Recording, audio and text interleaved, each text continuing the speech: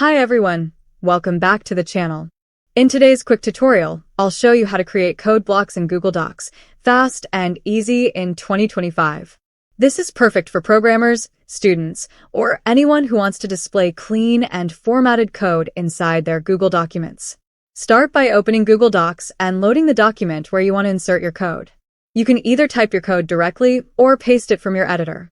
Now, go to the Extensions menu at the top, select Add-ons, and click Get Add-ons. In the search bar, type Code Blocks. Once you see it, click and follow the on-screen instructions to install it. After the installation, return to your document, click Extensions again, look for Code Blocks, and select Start. A new tool window will appear on the right-hand side of your screen. Highlight the code you want to format, choose the programming language, and then pick your preferred theme style. Once applied, Google Docs will instantly transform your text into a neat and professional-looking code block. And that's it. You've just learned how to create code blocks in Google Docs quickly and easily.